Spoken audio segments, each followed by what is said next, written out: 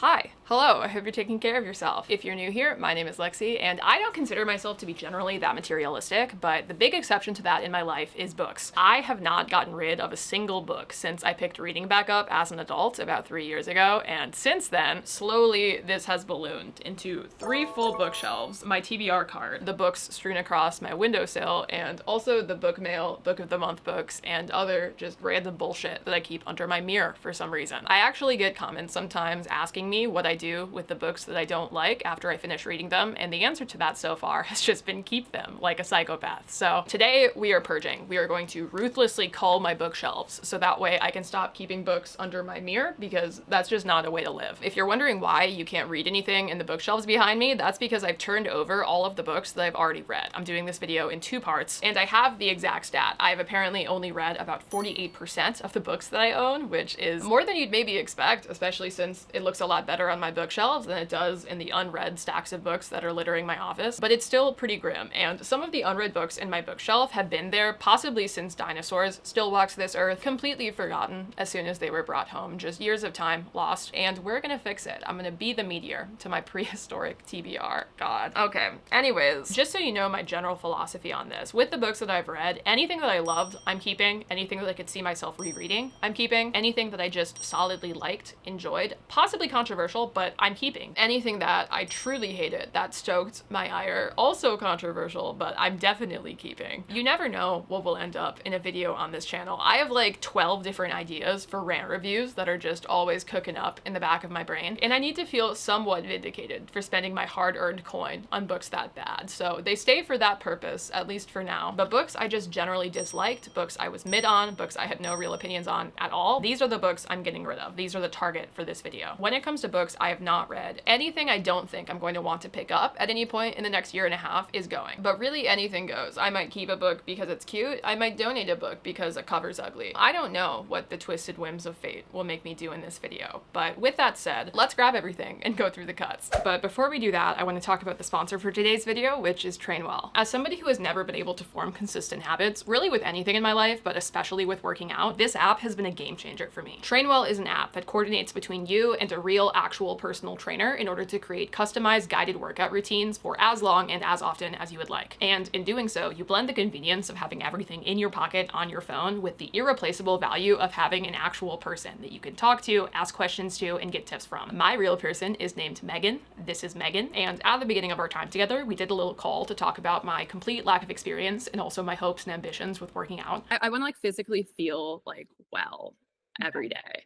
And like I'm capable of doing like moving. It's like when you have a random task where you have to like actually use your body, and then you realize how emaciated your muscles are because it's just like carrying a box makes you want to like fall over onto your bed. I would like to feel that and be better than I am. And ever since then, for about a month and a half or so now, I've been working out twice a week for about 30 minutes using her routines. I am a super beginner. I hated exercising prior to this, and I'm not going to lie to you and say that it's now my favorite thing in the world. I still get exhausted. I still have to take a good long lie afterwards, but it feels really good to set a goal for myself and my health and actually stick to it. And working with Megan, working with somebody who actually cares whether I live or die and can adapt my routines to whatever sensitivities or injuries or weird medical things are happening in my life, has made maintaining working out as a habit feel actually attainable for maybe the first time ever. That one-on-one connection is seriously so valuable, and it's something that you're really missing out on if it's just you versus the world, trying to wade through the wealth of different information there is online. That kind of stuff was super overwhelming before I had somebody to guide me. So if any of this sounds like it could be a good fit for you, you can click the link in my description to get your first 14 days completely for free with your personal trainer, which is a fantastic opportunity to see if taking all of that stress out of planning and scheduling and selecting every single part of your workouts and replacing that with an actual person who cares and will be with you every step of the way is as helpful for you when it comes to forming a healthy habit as it was for me. Thank you so much to Trainwell for sponsoring this video. I really appreciate it. Let's get back to it.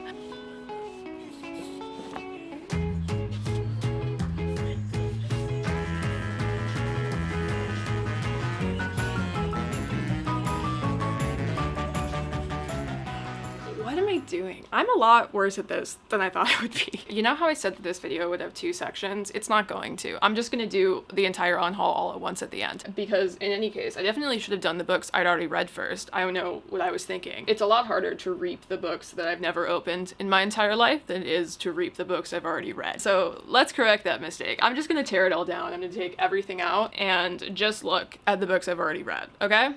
Okay.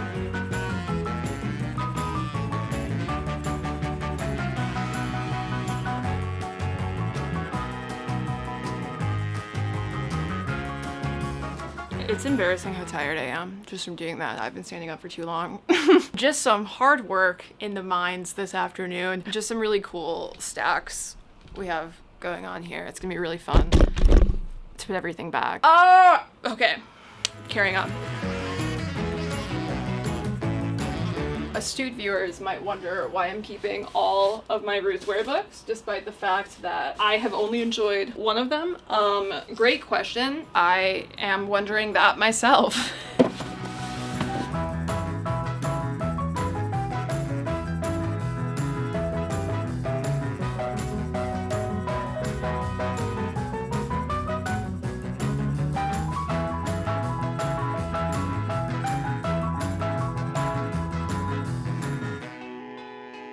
Okay, it's been unironically 4 hours and I finally finished selecting all of the books that I'm getting rid of. And let me tell you, I am exhausted. Like, I normally try to avoid making more than 1 or 2 decisions per day. It's just too much for me. I'm not comfortable with that much personal agency, and the fate of every single book on my bookshelf resting on my shoulders, it was a lot to deal with. It turns out that having this many possessions requires some work sometimes to organize them. Like, is it still overconsumption if I'm the one being consumed? But I got there, and look, now everything fits on my shelf, so that's pretty cool. I'm gonna go through these tomorrow because it's currently like 7:30. Tell me why I thought I could film this video in like 2 hours. Just some really cool wishful thinking. But actually, I'm gonna go home because it's like 7:30 at this point and I want to go eat some dinner and like lay down my weary head. So softball pass to future Lexi to tell you about everything that I'm getting rid of. Got it. Hi, good morning. Not that you asked, but I slept like absolute dog shit, but never fear. I have brought not 1, not 2, not 3, but 4 different bevs to get me through the filming process this morning. So I'm prepared for anything, really excited to go through all 124 of these books. 124, that is 124 I just counted, which I feel like is pretty impressive. Like, that brings me down to a still not reasonable number, but at least it's like approaching civility. But because there are so many, I'm gonna be going through them pretty quickly. Expect quips. Expect to know my opinion or lack thereof, but possibly not to have it defended very well. But don't expect expanded reviews at this time or we'd be here for like 3 hours, which I just don't think that I have that in me. I think I would spontaneously combust. Also, if you want to know what I'm doing with all of these books, a few of them I think I'm going to be giving to some of my friends, but most of the books that are in good condition I plan on donating to my local library. And what they don't take, and also the ARCs, because I don't think that they take advanced copies, I could be wrong about that, those will be going to my local thrift stores. And the idea with all of that is I don't see myself rereading these books. They're not doing anything of value, just languishing on my shelf, and I would rather they go to people who will actually enjoy them and get value from them. I bought a lot of these books used. I'm a big proponent of used bookstores in general, and it is from whence they came that they will return. It's kind of like a really long extended library hold that I had to pay for because I'm stupid, but I don't regret it. I like owning things. I like being surrounded by books, and it's okay to enjoy being surrounded by books as long as you're recycling back into your community whatever you're not actually using yourself. Maybe do that more often than once every 3 years, but really, who am I to say? Anyways, let's get started. We're gonna go through all of the books that I've read that I'm getting rid of. First up is The Simple Wild. This is a part of a trilogy that I will never finish. Don't ask me anything about it. The B-plot in this actually made me cry. I remember it being really sad, but the male main character's whole thing was just stealing the main girl's shit, like her makeup and clothes and everything, because he didn't think that a prissy material girl belonged in the Alaskan wilderness, and he wanted to like smoke her out, I guess, by stealing all of her possessions. It was a terrible look. It's 2024. Like, why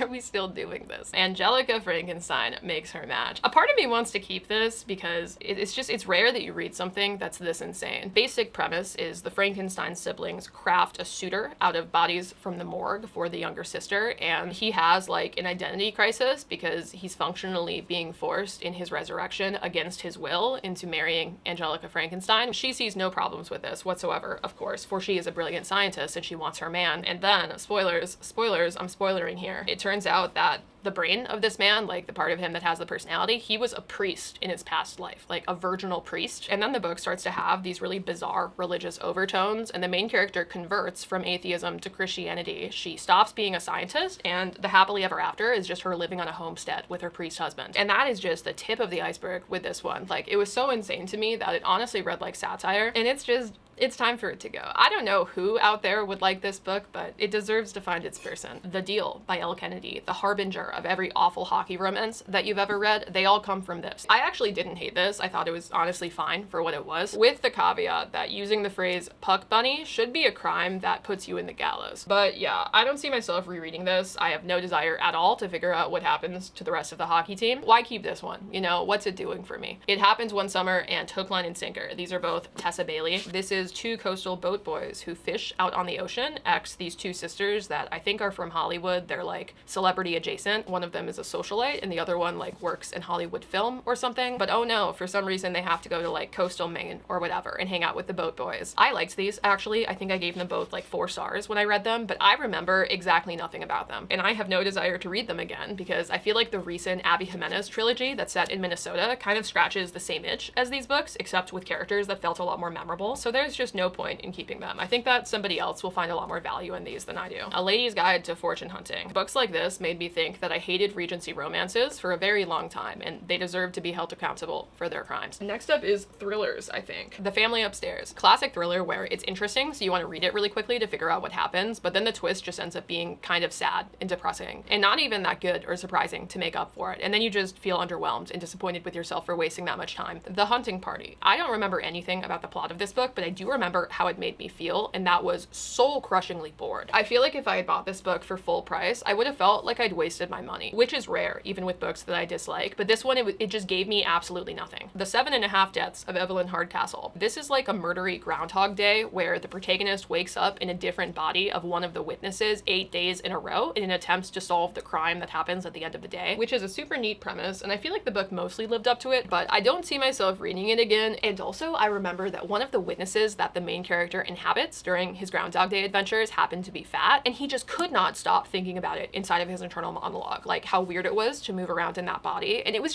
the weirdest way to do fat phobia I think that I've ever seen in a book, like brain transplant fat phobia. I don't know, it was a wild time, but yeah, it wasn't that bad. I just don't think that I'll ever open this again. Lock Every Door. This is like a spooky haunted apartment complex, what's going on inside of my building sort of mystery thing. And while I am still a Riley Sager skeptic after the atrocity that was Final Girls, this one was better. I thought that it was fine, even if I feel like the ending did have a few holes. At least it was interesting, but I will never read this again. There's no point in keeping it. In my opinion, it was just okay. The Last Invitation. This book could be a masterclass in how to squander a really interesting premise, which in this case is the secret society of rich and powerful women who litigate whether men out in the world who do evil things deserve to die. Like, they put out hits on these guys if they vote yes. So really interesting morally. It brings up some interesting questions about vigilante justice and whether it's ever justified, but none of that actually is explored during the book, and it kind of just ended up being like the most generic thriller I've ever read in my life. Wrong Place, Wrong Time. This one was actually pretty good. It's also a murder Groundhog Day, but instead of repeating the same day over and over again, if the murder happened on a Wednesday, the main character wakes up and it's Tuesday, and then it's Monday, and she keeps waking up further and further in the past until she's able to solve the murder of her son. Ooh, I found some tabs. I remember this not only just being a pretty interesting story, but also it has some tender moments between the mom and her son, because obviously he's at the crux of all of this, so it's like, what would you do to save somebody that you really love that much, you know? So yeah, this is in the camp of it was pretty good, but I have not thought about it since, and I will never think about it again. Sometimes I lie. This book sucked, and that is the truth. This book sucked so much that it's put me off of this author, who's actually really popular online, and I can't even remember why. I'm gonna look up my Goodreads review from a couple of years ago. Ah, yes. And I quote, "There's also a lot of my least favorite trope, the thriller protagonist finding out things constantly as chapter cliffhangers, but not telling the reader what they are because she's an unreliable narrator and she just moves on entirely instead, only to return many pages later for the grand reveal." Yeah, I do find that very, very annoying. Also, I said that the twists are bad, which I can't confirm nor deny because I remember absolutely nothing about this book, but I can say that if you have bad twists, you cannot expect to stay on my bookshelf. It's not gonna work out for you. I read this mostly out of curiosity because even before it was a TV show, this book was pretty pretty famous for being from the perspective of somebody who is obviously evil and obviously insane. And I remember just feeling like it could have been an email. Like, that could have been a short story. I didn't need to read 422 pages of the inner ravings of a man whose only interesting personality trait is being an insane misogynist. Like, I just need to go on the internet for that. I don't need to do this much labor to get there. And this just worked a lot better, I think, as a TV show. It still had its problems. I still think it's pretty weird how many people romanticize Joe from You, but at least the TV show is interesting. I feel like it was a labor of love, subverting all of those classic rom-com tropes, and in the book, it feels excessive. The writing retreat. For some reason, I remember this having lesbians. I'm not sure if it actually does, but it should say a lot in any case that I'm getting rid of a thriller that probably had lesbians in it, because this book was just weird, derogatory. It's about a bunch of writers who go to this writing retreat with this extremely famous kind of Stephen King type writer, and it's winter, and it's at a remote cabin, and they all get snowed in, and now I'm getting more flashbacks. But in this book, it had all of the pieces of something that could have been very interesting, but it wasn't that good. I love stories about rich people doing weird shit in secluded locations. It's one of my favorite genres. So I remember having a decent time, but it should have been a slam dunk, and it wasn't. Okay, next up, let's do some of the young adults. First up is the Shadow and Bone trilogy. Six of Crows is surviving. I also still haven't read King of Scars and Rule of Wolves, I think, and I have some interest in them because I liked Nikolai, so those are also staying on my shelf. But this series I found so disappointing in so many ways. The first book is pretty interesting. I think that the world is set up really well. The characters feel compelling. I really liked the Darkling.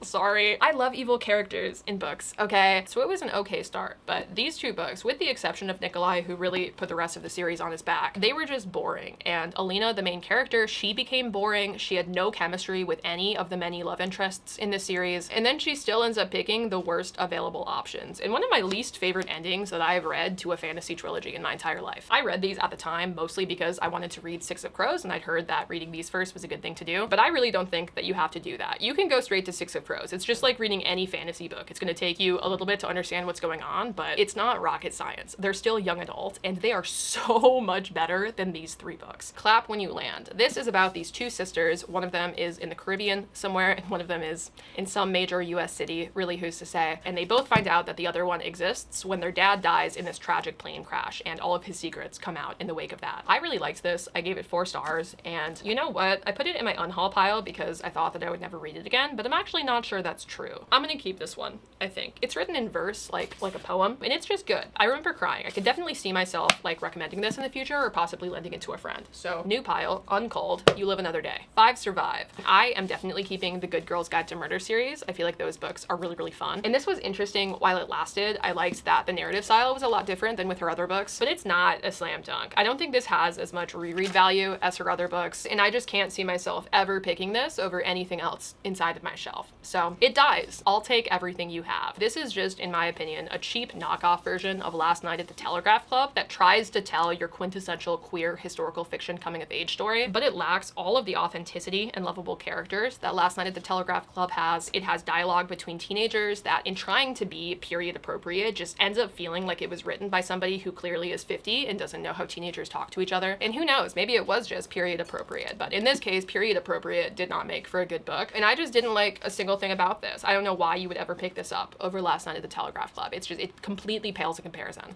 Goodbye. Sugaring Off. This is about, if I recall correctly, a partially deaf girl who lives on a cider farm, I think, somewhere in the American Northeast. And it's supposed to be this very moody, deeply romantic coming-of-age romance story between her and somebody who is working on her cider farm. And I think there's like a mystery kind of thriller component, but I don't remember that being interesting at all. Mostly I just found this book boring, which is unfortunate because the cover is gas. Like, this is absolutely beautiful in my opinion, but it is what it is. Hopefully somebody else will like it more than I do. A Study in Drowning. Pranked. You think I'm getting rid of this book? I technically am, but I'm only doing so because I now have a signed copy that is personalized and says, "For Lexi."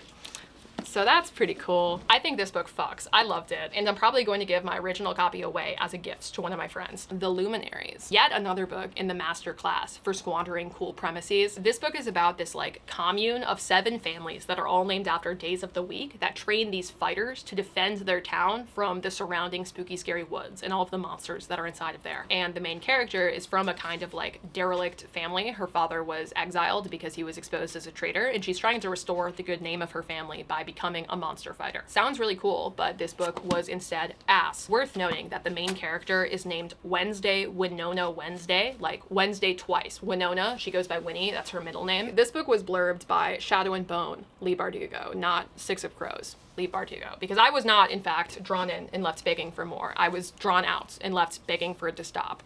God, that's mean, but I am getting rid of this. Realmbreaker. I recently came into possession of a paperback copy of this book, so there's no point in reading the hardcover, since if I end up enjoying that series, I'm sure that I'll be able to find all of the books in paperback at that point. So goodbye, Caraval. I have read all 3 of these books. The other 2 I got from the library when I was first getting back into reading, and I did not like them, which really is saying something considering how much I love the Night Circus, which I feel like this book is always compared to. Other than having a circus, it's not even kind of like the Night Circus in terms of atmosphere. The main character, Scarlet, is annoying. I feel like at every plot beat, the book disappointed me, and it was just not what I was told it would be on the internet. I kind of liked the second book in the series, which apparently is a hot take, even among fans, but I thought that was the best one. But the first and the third book were just, don't trust everything you hear online. You know what I'm saying? There are so many good young adult series, and no matter how interesting you think this premise is, no matter how cool you think a magical scavenger hunt through a magical carnival sounds, it's just not worth your time compared to other things in the genre. It's not offensively bad, it's so forgettable for how cool it should have been. In my opinion on this series is the main reason why I haven't read Once Upon a Broken Heart, even though I've heard from a lot of different people that it's really, really good. I've just been done dirty before by this author, and I'm reticent to put myself through this again. We'll see. Never say never. I might end up still getting to that series one day, but that's why I haven't read it. Loveless. Disclaimer, I love Alice Oseman. Radio Silence is one of my favorite young adult books, and the Heartstopper series, which has finally gotten its flowers all over the internet. Like, you don't need to hear me rave about it, but it's fantastic what they're doing for wholesome queer representation and coming of age in the young adult space. I think it's really, really neat. So it sucks that I didn't love this, especially since I feel like asexual, aromantic representation is nowhere in media, and so this is really a trailblazer in that respect. But I feel like Alice Oseman's strength is normally in their supporting casts. Like, everybody just ends up feeling like real people, and you end up really buying into the community of their books. But that is not the case in this book, and even though we're told over and over again that Georgia, the main character, is like such a good person, she's so cool, I feel like you never really see that on page with her actions, and that makes even the protagonist of this book kind of unlikable. So it just didn't really hit for me, but props to everything that this book represented. It wasn't completely for me. Hotel Magnifique. If you liked Caraval, I would recommend that you read this book, because everything that I did not like about Caraval that everybody else seems to adore, this book had even worse, in my opinion. So enjoy. The Liar's Crown. Easily one of the most generic romantasy books I've ever read in my entire life. Lightlark. I thought about keeping this book for a video in the future, but honestly, clowning on this book has become extremely low-hanging fruit, especially since that one guy did like a 7-hour video on it. All of the reasons that this book was not good should be abundantly clear. In some ways, I think that the hate was a little bit overblown, because you really should know what you're getting yourself into by like the 3rd time that the sun is described as a yolky thing, and then 2 pages later, singing is described as a wildling thing, a temptress thing. Like, come on, you know, are you really expecting this book to then change your life? You shouldn't be. But yeah, did I predict everything in this book? Yes. Did it read like a shitty middle grade book? Yes. Did the world building make any sense whatsoever? No, but lots of people out there in the world seem to like it, so I hope that this cool arc can bring some joy into somebody's life out there. Next is Extasia, I actually don't know. I accepted this book because it's about this religious commune that is experiencing a string of murders inside of its ranks, and they have a magical element. There's some weird shit going on. If you know me, you know that I love reading about cults in fiction. I think that they're so interesting. And the first maybe like half of this book, for the most part, was lit, but the second half, where it all went, was so out of left field that it like ruined the entire thing for me. God, and I know that the author really thought that she was doing something there. It was a plot line like straight out of 2012. Can't say that I would revisit this one. We Were Liars. I was lied to by everybody who recommended this book on TikTok. I think I predicted the twist on like page 45. I read this during a really long airport delay, and it actively made my day worse. Message Not Found. This is about a girl whose best friend tragically dies, and then she creates essentially like a ChatGPT imitation of her best friend to talk to, because she's sad about losing her best friend. But then the bot, who was trained, I think, on her dead best friend's computer, it starts dropping these vague hints that allude to the protagonist that her best friend had been keeping secrets from her leading up to her death. If you think based on that description that the premise sounds really interesting, I did too. That's why I accepted this arc. Unfortunately, it was only okay. It was really easy to get through, mostly because there are lots of like chat window sections, and I like reading multimedia in books. I think it's really fun. But the actual plot and the twists in the story were really underwhelming. Emergency Contact. If you would like to read a young adult adult romance novel where the main character spends the first 20 pages slut-shaming her own mother and then goes on to spend the rest of the book being incredibly boring up until randomly there's just a ton of trauma that is tossed in there just for fun, then this is your guy. You'll have a wonderful time. To Kill a Kingdom, what should have been a really interesting Little Mermaid subversion where Ariel is a siren who actually wants to kill the prince and the prince is a siren hunter who really wants to kill her, but then they fall in love. Oh no, what's to be done about that? Like, that should be really cool, which makes it all the more impressive that this book was so boring. It's literally just like a walking and sailing simulator as the characters go from point A to point B and then back at the end to point A. That's all that happens in the entire book. The Sunbearer Trials. This was one of the most disappointing books that I read in the past few years. It was supposed to be about this really interesting magical competition that happens between demigods, except the demigods are from a pantheon that's inspired by Latin and South American mythology instead of Greek mythology, and whoever wins this competition has to sacrifice whoever comes in last place, which is pretty metal, but I unfortunately did not like this. It read super middle grade, so part of it I think is just I was really not in the right audience for it. And you know I felt bad about not liking this book because I wrote like a 12-paragraph Goodreads review and probably gave it an extra star in the process because I liked what it was trying to accomplish. But realistically, I'm not going to continue this series because it wasn't for me. And I hope that whoever gets it after I donate it will have a better time. These Violent Delights, the duology. This series is like a Shanghai Mafia retelling of Romeo and Juliet. And even though it was a bit hit or miss, I actually liked it overall. There were some characters that I really, really enjoyed, especially in the side cast. But ultimately, I remember these books feeling really slow and just the pacing being kind of all over the place and the supernatural elements feeling a little bit weird and contrived. And I don't see myself ever rereading this, so it's better off going to somebody who can enjoy it for the first time. Okay, next I'm doing fantasy sci-fi. My Murder. This is a book that's about this world where people can essentially get cloned back to life, but it's still new and really expensive, so it really only happens with celebrities, or in this case, with the really famous victims of this national headline news serial killer. And the main character is one of those victims, except when she comes back, she realizes that it might not actually have been him that killed her. Her real killer could actually still be inside of her midst. And I think this book was mismarketed because hearing that premise, you're probably expecting this super like twisty futuristic thriller. And I think this book is much more successful as a piece of speculative fiction because the main character is technically a clone with this like save state version of her brain from before she died. And she spends a lot of the book wondering if she can still be the same person if she's inhabiting a body that does not have the scars that she's used to, that does not have all of the wear and tear that she's used to, because it was basically like test tube grown for her. And it's an interesting thought experiment, but it's not that interesting. I don't think that I'll return to this book ever again, so off it goes. One for My Enemy. I just talked about this book like a month ago in my wrap up. It's a Manhattan witches, Romeo and Juliet inspired kind of story. Two rival families, two different romantic plot lines, lots of tension, lots of magic kind of, except the magic is never really explained. It wasn't bad. I just really liked the beginning and then was really disappointed by where the story ended up going. The Darker Shade of Magic trilogy. I also just talked about this series in a video, but I was really disappointed with these when I read them for the first time. There are some things in the last book, A Conjuring of Light, that I really enjoyed, but I just do not see myself ever wanting to wade through the first two books in order to get there ever again. It's just not worth it. Like, fumbling once more in this video, like such a cool premise of different Londons that have different amounts of magic. One of them is more modern day, one of them is a little bit of a magical utopia, one of them is like a post-apocalyptic magical wasteland, one of them is completely inaccessible because it's just been destroyed. It's really sick, and so it sucks that the characters were as underwhelming as they were to me in this series. Just not for me, but so many people love this online that hopefully whoever gets it will end up enjoying it more than I did. The Bear and the Nightingale. I feel like this is a book where if you're familiar with it and you're familiar with me, you would have expected me to really enjoy it. It's like a classical fairy tale set in Russia and then spun into this full story. And I love kind of folksy, atmospheric books like that normally, but this one just did not hit for me for some reason. I found it kind of difficult to get through, and even though it's 3 books long, I just did not have any interest in continuing the series. Wrath Goddess Sing. This was one of the more interesting arcs I've read in my time. It's basically like a fantasy version of the Odyssey that recasts Achilles as a trans woman, which is a really neat decision, especially considering how obviously queer classical Greek works are. It's like an interesting lens for the story. I have a working familiarity with the Iliad, with the Odyssey, with classic myths, and it's enough familiarity to read something like Circe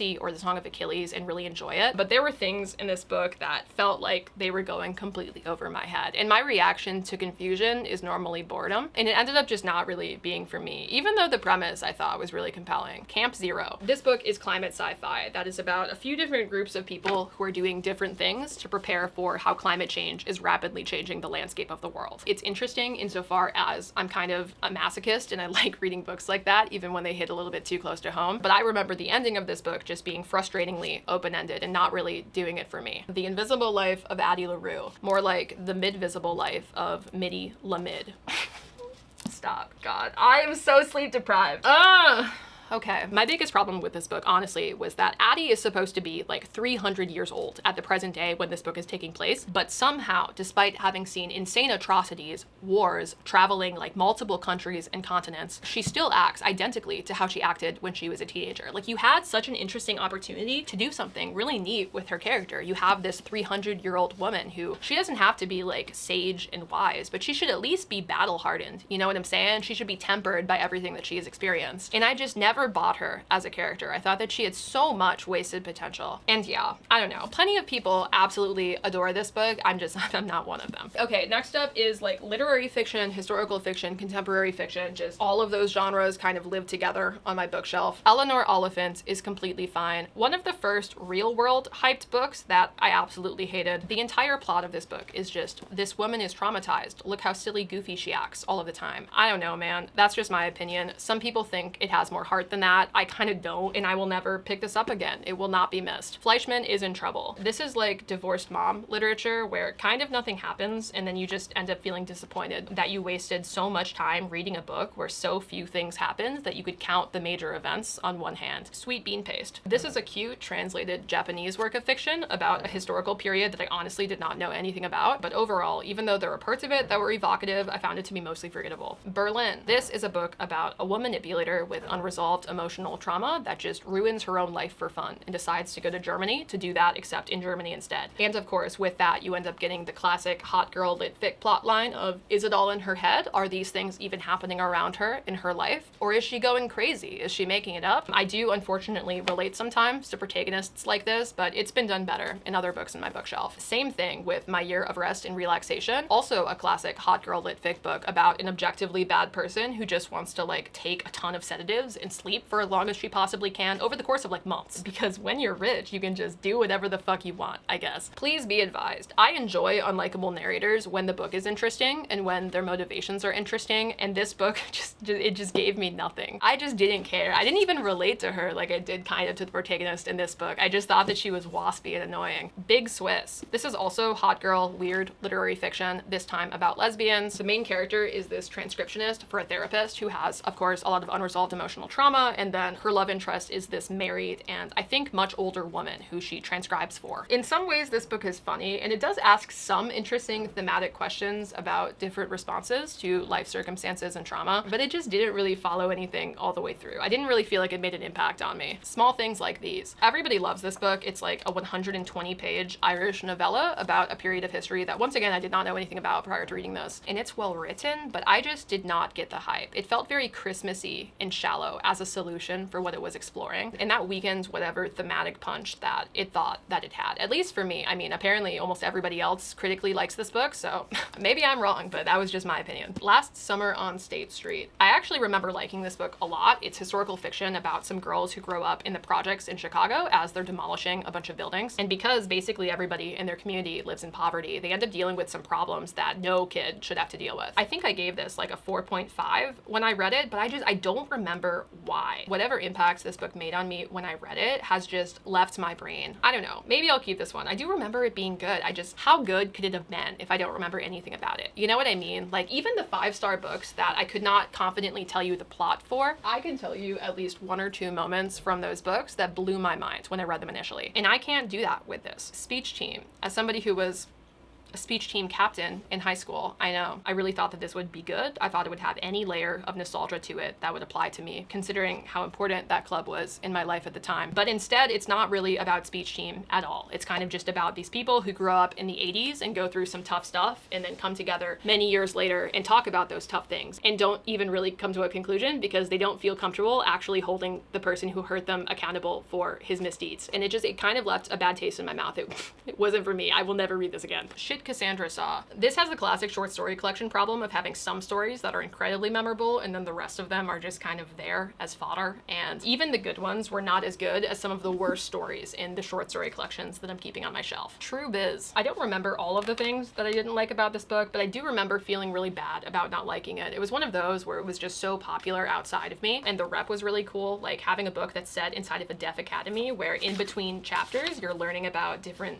things in deaf culture. It should have worked, but the actual story was just not that good. And I remember the ending also being kind of silly goofy in a way that undermined the rest of the story. This is how you lose her. I don't remember a thing about what happens inside of this book, but I do remember that I absolutely hated it when I read it when I was like 17 or 18. And it really goes to show that I've never gotten rid of a book that this one, which would probably have been the first cut since I was a senior in high school, has stayed for this long, like 6 years.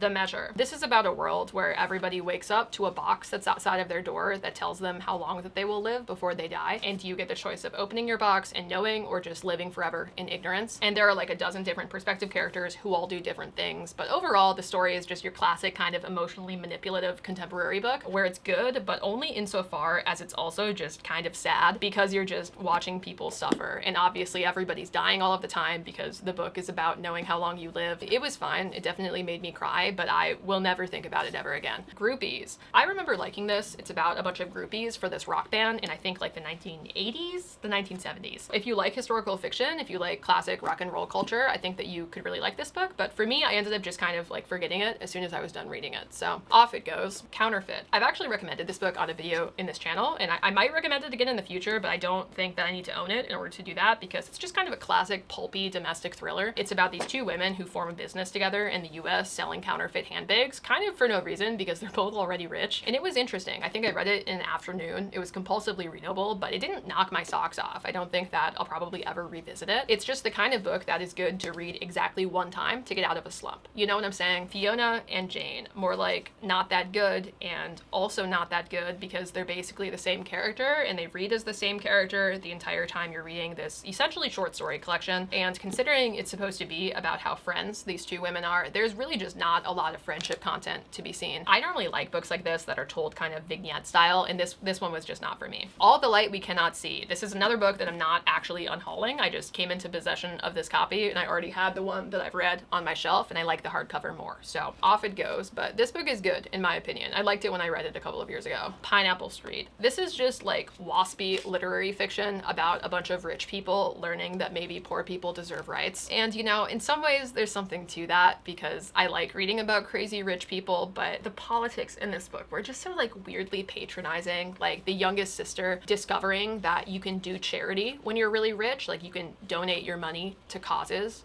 Crazy, I know. So I don't know. I got through it really quickly, but it was just not that good. Circa. Allegedly, according to my Goodreads, I've read this book. I gave it 3 stars, but I do not remember a single thing about it. I mean, the cover is really pretty, but in this case, I don't think that's enough. Where the Crawdads Sing. God, I read this back in like my tabbing literally every book, regardless of quality era. I remember liking this overall when I read it initially in the lead up to the movie, but then I found out about the controversy with the author, which is just, it's so insane that it doesn't seem real. Like the editor-in-chief of The Atlantic, read one of his articles that are floating up here, has basically made it one of his lifelong goals to call out the author of this book and her husband for doing incredibly sus things when they were conservationists in, I think, Zambia, that include, but are not limited to, militarizing the park rangers to use lethal force against anybody who is even suspected to be a poacher, which led to a major news channel that was doing a story on them in like the 80s or the 90s, capturing on camera the outright murder of some dude who was just like standing there outside, seemingly completely unarmed. And after all of this, Delia Owens and her husband and her son-in-law, they flee the country, never to return. And I think they're still wanted for questioning in Zambia with association to this crime. And it's just insane. That's only one of the things that they've done. I strongly recommend reading those articles if you're curious. But the parallels between the story of her life and the story in this book are just like, it's the kind of thing truly that you only do when you're 70 and you don't care what people think about you anymore. So you just are willing to fictionalize the crimes that you probably committed in your life. Like, it's wild to me. I think it's one of the most insane book controversies, in my opinion. Strongly would recommend those articles, but I'm not going to be keeping this book. Okay, we're gonna rapid fire through the memoirs and nonfiction that I'm getting rid of. Everything I Know About Love. Not bad, but definitely not as good as everybody said that it was. It's mostly filled with cold takes about female friendship and also some random recipes, if you're into that. And it just didn't change my perspective in any important way, in the way that my favorite memoirs almost always do. Religion in the Anthropocene. Can you tell that this is a book that I bought for college? I'm keeping several of the books that I bought for college and read for my degree, but I think this was my least favorite one. It's just the most textbooky of my religious studies books, so off it goes. So you want to talk about race. If you're chronically online and you watch a lot of video essays and you try to be a generally good citizen of the world, you will probably learn nothing new inside of this book. That's how I felt, at least. It's definitely good, especially for people who are not chronically online and don't already know a lot of the good talking points, but it's more of a primer than it is something that I could seriously see myself revisiting. The Witches Are Coming. This is a feminist essay collection that was fine, but ultimately was completely forgettable. I really do not see myself ever picking this up again. I don't think that I'll notice it when it's gone. Knocking Myself Up. This is a book about a queer woman who really wants to have a kid and just goes through what she calls the fertility industrial complex. Just all of the wild medical procedures that you can do in order to accomplish that goal. And it was really good. I feel like I learned a lot about pregnancy, which is still terrifying to me, still not something I'm interested in, but it was fascinating overall. It's not my favorite memoir. And other memoirs, let's just do all of these now, actually, that are also in that list of not my favorite memoir, kind of cool to read, but just did not stick with me. I will never think about them again. The Night Parade, which is about a woman who processes mental health struggles and also a family tragedy through reconnecting with her culture. Smoke Gets in Your Eyes, which is about a woman who works at a crematory and derives a lot of life lessons from working at the crematory, and also kind of writes a book that is funny about working at the crematory, even though it's insane and graphic. Decent, actually, just again, not really that memorable. Nobody's Victim, which I read forever ago, but I think is about a woman who is a prosecutor privately for people who have been victims of sexual violence and like revenge porn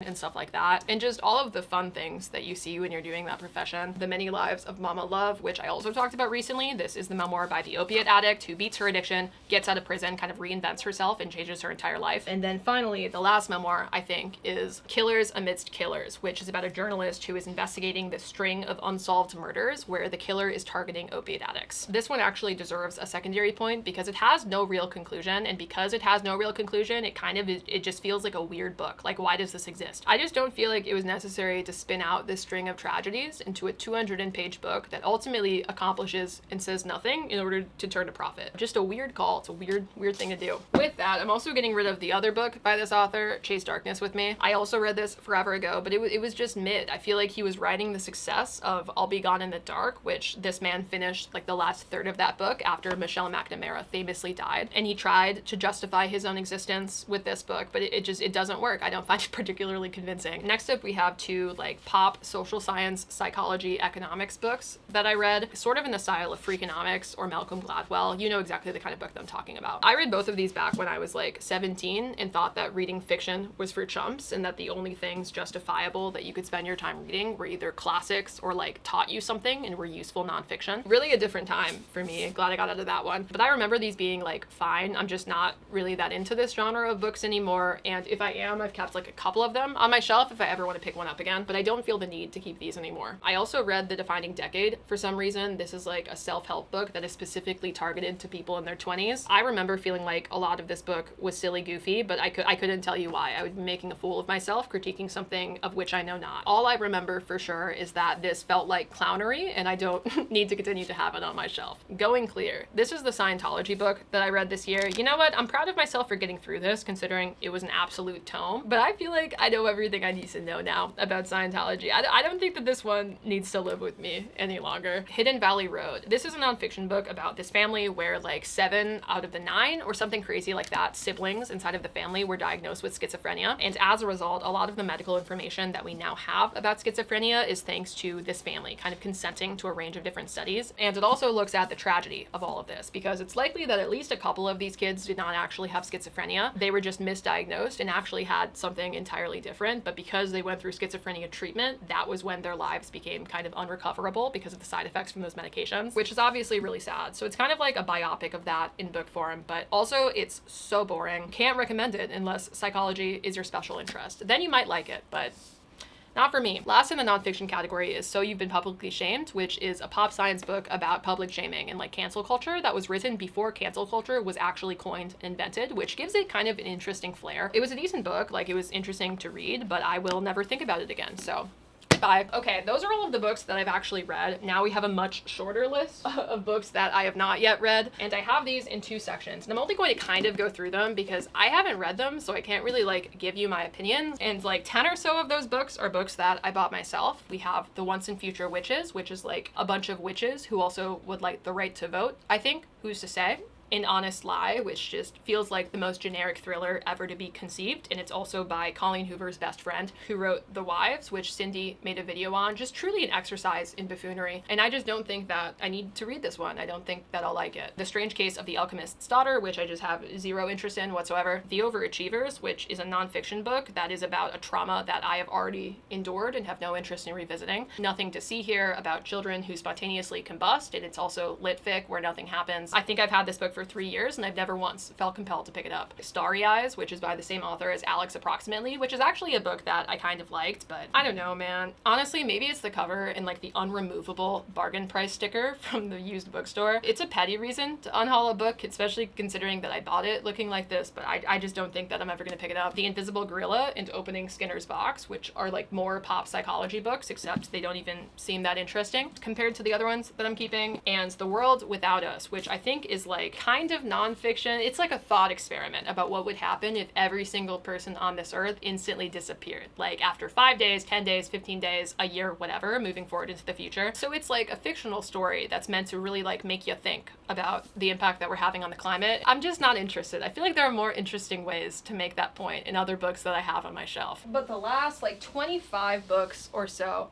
that I'm getting rid of are all advanced copies that I don't think I'm ever going to read. One of the cool perks about reading and reviewing books on the internet is that publishers will be knocking down your door trying to send you free things. And I am, to be clear, incredibly grateful to have that privilege. I probably have read lifetime about 50 to 60% of the books that have been sent to me. And my proverbial eyes were definitely bigger than my stomach. When I first started doing the book thing online a few years ago, I accepted way too many things my first few months. But I accept almost none of them now in the modern day because I feel like I already have enough books that I don't have the time to get to, and I'd never want somebody to send me something for free that I'm not making like a good faith effort to actually read. I still get sent things sometimes unsolicited, which is what it is. I mean, sometimes I read them. Like a couple of the books in this stack I was sent unsolicited and picked up anyways. But I would just rather at this point donate the ones I don't see myself ever getting to, so that way somebody can actually enjoy them and they're not just sitting there collecting dust on my shelf unread. You know what I'm saying? So with that, these are the ones I'm giving away. Not That Duke by Eloisa James, and The Governess and the Duke by Lydia Drake, Bloom and Blossom by Helen Hart, Stealing Infinity and Ruling Destiny by Alison Noel, The Dark King by Gina L. Maxwell, Eyes Turned Skyward by Rebecca Yarros, The Wren in the Holly Library by K.A. Lind, Planes, Trains, and All the Feels by Livy Hart, The Means by Abby Fusselman, Heavenbreaker by Sarah Wolfe, Here's to Us by Becky Albertalli and Adam Silvera. I have not read the first book, which I've heard is good. When We Lost Our Heads by Heather O'Neill, Starbringer by Tracy Wolfe and Nina Croft,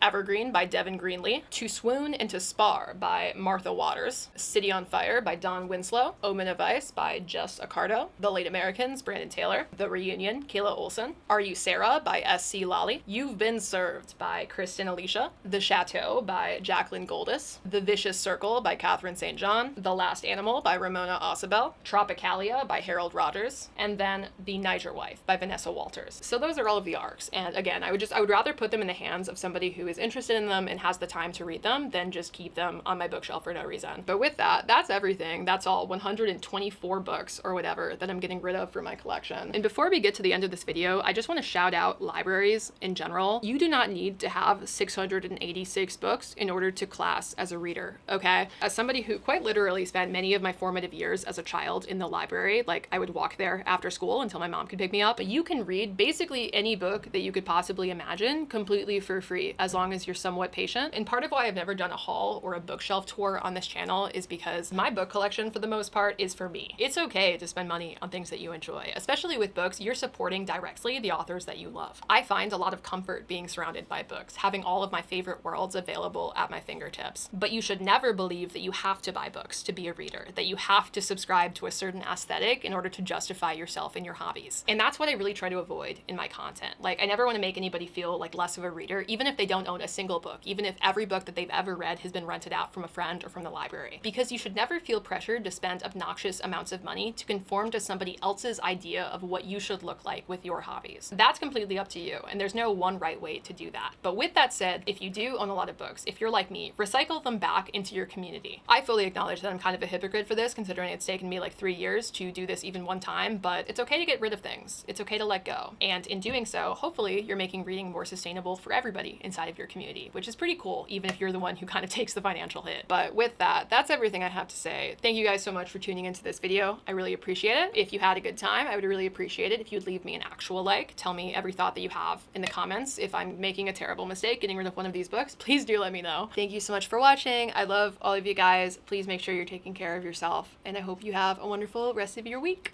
Bye! Thank you again to Trainwell for sponsoring this video. Just remember to click the link in my description to get your first 14 days completely for free.